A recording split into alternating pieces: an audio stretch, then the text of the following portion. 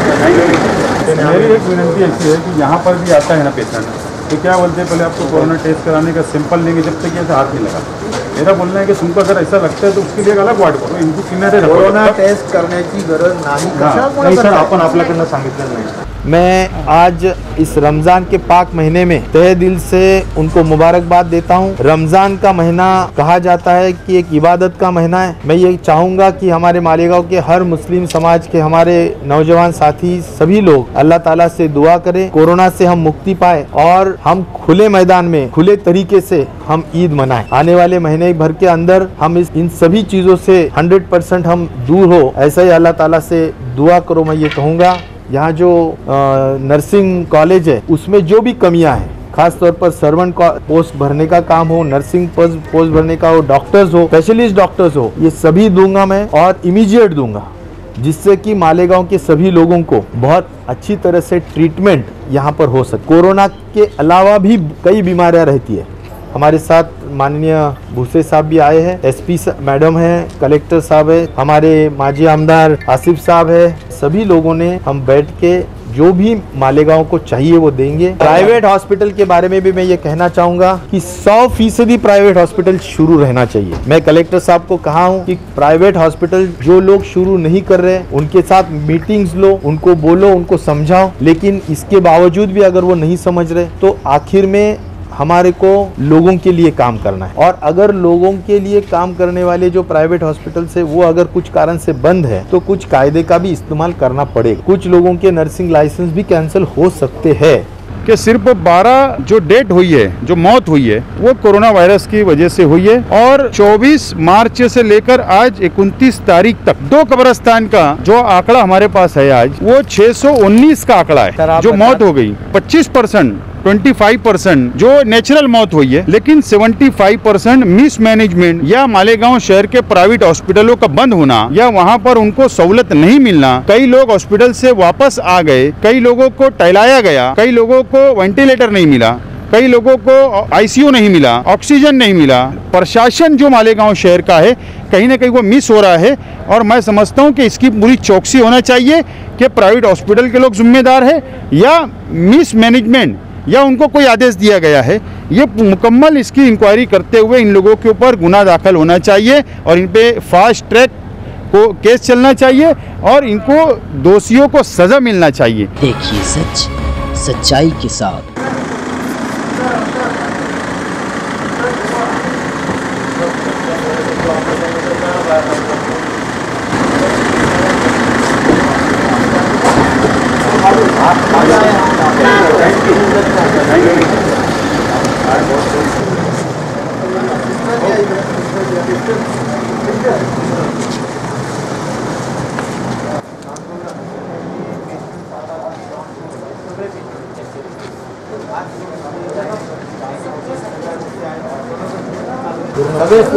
पूर्ण क्षमता में मेरी एक विनती ऐसी है कि यहाँ पर भी आता है ना पेशेंट, तो क्या बोलते हैं पहले आपको कोरोना टेस्ट कराने का सैंपल लेंगे जब तक ऐसा हाथ नहीं लगा। मेरा बोलना है कि तुमको अगर ऐसा लगता है तो उसके लिए एक अलग वार्ड करो, इनको किनारे रखो। कोरोना टेस्ट करण्याची गरज नाही सर, आपण आपल्याकडनं सांगितलं नाही। मला वाटलं तर हे बघा, जर खोकला, सर्दी, ताप असा पेशंट असेल तर तुम्ही त्यांना शक्यतो त्या ह्याला रेफर करण्याचं पीपी घ्या नाही तर तुम्ही मला एक बेसिक सांगा। नर्सेस किती कमी आहे? 24 क्लास 4 किती पाहिजे? क्लास 4 सर आमचे 36 सगळं चकाचक ठेवायला 36 पाहिजे, 72 पाहिजे। किती आहेत? 36 आहे, 36 कमी, 36।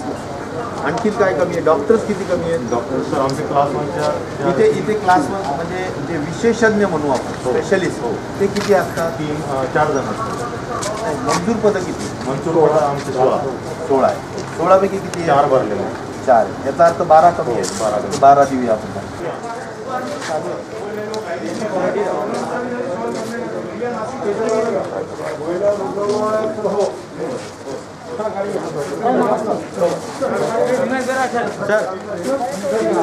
सर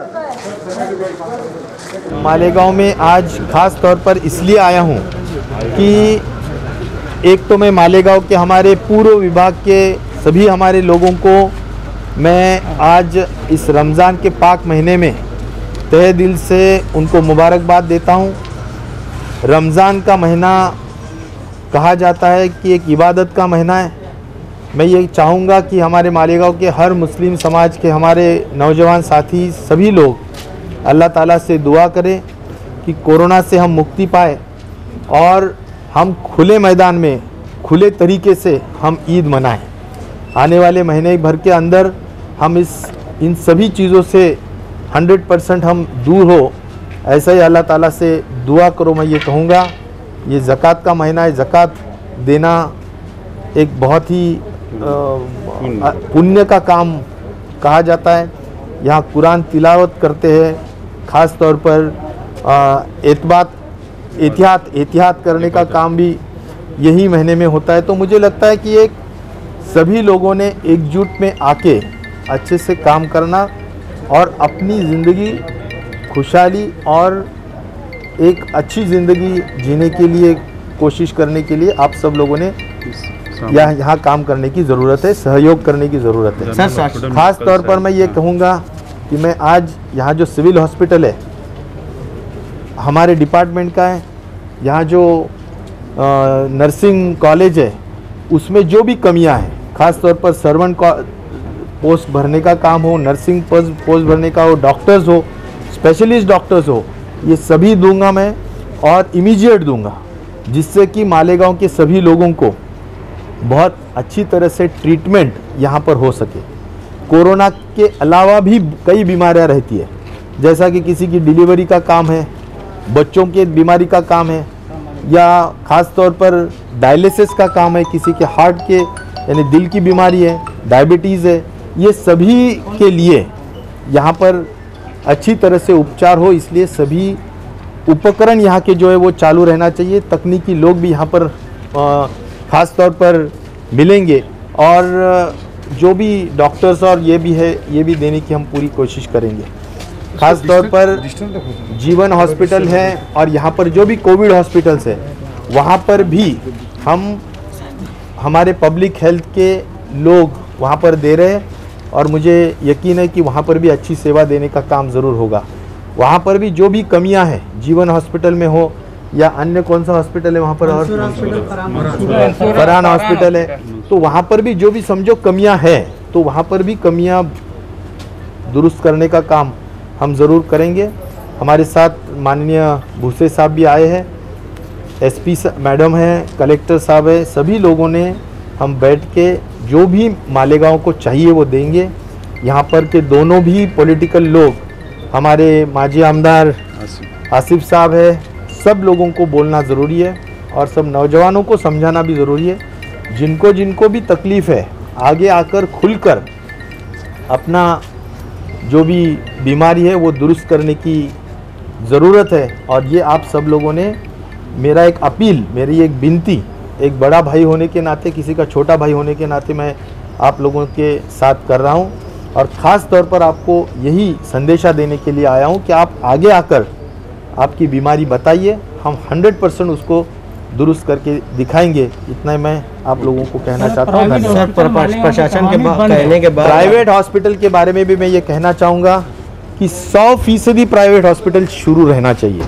मैं कलेक्टर साहब को कहा हूँ कि प्राइवेट हॉस्पिटल जो लोग शुरू नहीं कर रहे उनके साथ मीटिंग्स लो, उनको बोलो, उनको समझाओ, लेकिन इसके बावजूद भी अगर वो नहीं समझ रहे तो आखिर में हमारे को लोगों के लिए काम करना है।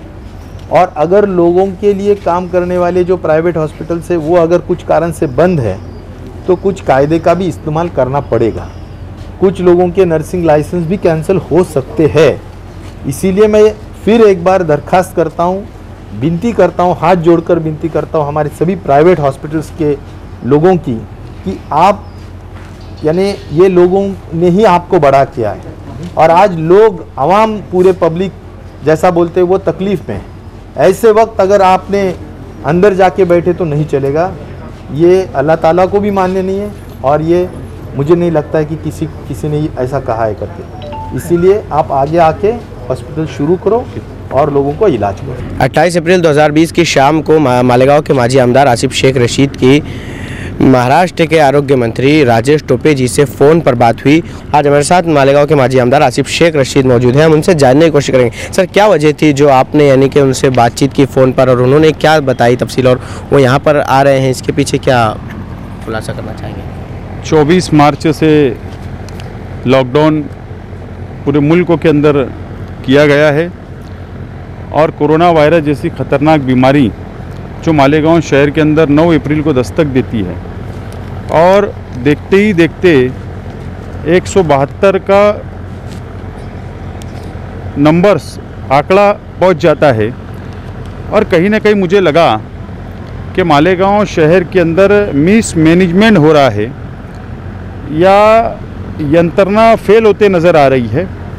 तो इसके लिए मैंने कल महाराष्ट्र के आरोग्य मंत्री राजेश टोपे साहब को फ़ोन किया और उनसे मैंने तफसील बातचीत की और उनको ये बताने की मैंने पूरी कोशिश की कि सिर्फ 12 जो डेथ हुई है, जो मौत हुई है, वो कोरोना वायरस की वजह से हुई है और 24 मार्च से लेकर आज 29 तारीख तक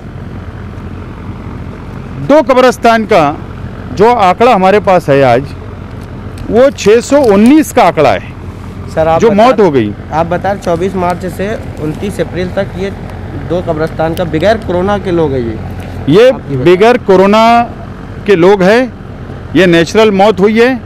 लेकिन मैं ऐसा मानता हूं कि 25%, 25% जो नेचुरल मौत हुई है, लेकिन 75% मिसमैनेजमेंट या मालेगांव शहर के प्राइवेट हॉस्पिटलों का बंद होना या वहाँ पर उनको सहूलत नहीं मिलना।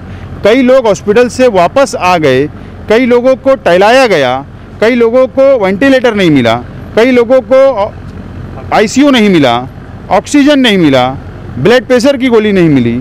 इस कारण से, अलग अलग कारण से, कई हमारी बहनें जो प्रेग्नेंट थी, जो 2 बच्चे, जुड़वा बच्चे उसको पैदा होने वाले थे, वो भी उसको सहूलत नहीं मिलने की होने से इंतकाल हो गया। तो ये ऐसे मिलाकर कुछ 619 मौत हुई है। मैंने गवर्नमेंट से ये डिमांड किया हूँ कि वज़ीर आला साहब बिल्कुल मालेगांव पे ध्यान दे रहे हैं, आरोग्य मंत्री राजेश टोपे साहब मुकम्मल ध्यान दे रहे हैं और दादा भुसे साहब है, छगन भुजबल साहब है, इनका विशेष मालेगांव को क्या कर सकते हैं वो लोग आगे बढ़ के हिस्सा ले रहे हैं। लेकिन कहीं ना कहीं प्रशासन जो मालेगांव शहर का है, कहीं ना कहीं वो मिस हो रहा है और मैं समझता हूं कि इसकी पूरी चौकसी होना चाहिए कि प्राइवेट हॉस्पिटल के लोग जिम्मेदार है या मिसमैनेजमेंट या उनको कोई आदेश दिया गया है।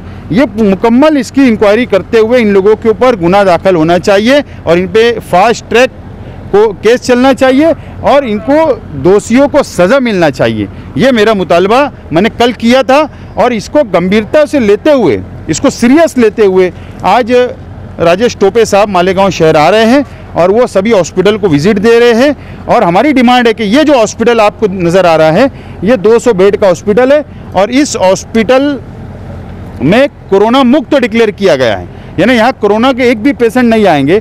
तो मालेगांव शहर और मालेगांव ताल्लुके की आवाम को जो आज ज़रूरत है मेडिकल की, जो इलाज की ज़रूरत है, वो मुकम्मल यहाँ पर सहूलत दी जाए। ये डिमांड मैंने कल किया था, अली अकबर हॉस्पिटल में दिया जाए। ये हॉस्पिटल में अगर मिल जाता है और प्राइवेट हॉस्पिटल खुल जाते हैं तो मैं समझता हूँ कि मालेगांव शहर के अंदर कोरोना से भी हम लड़ सकते हैं और अलग अलग बीमारियों से भी लड़ सकते हैं। इसके लिए आज मैं खुसूसी तौर पर राजेश टोपे साहब का शुक्रिया अदा करता हूं कि उन्होंने इमीडिएट 24 घंटे के अंदर वो मालेगांव शहर आ जाते हैं। इससे बड़ी बात हमारे लिए क्या हो सकती है। मुझे पूरी उम्मीद है कि महाराष्ट्र सरकार मालेगांव शहर के लिए मुकम्मल तौर पर मजबूती के साथ खड़ी रहेगी।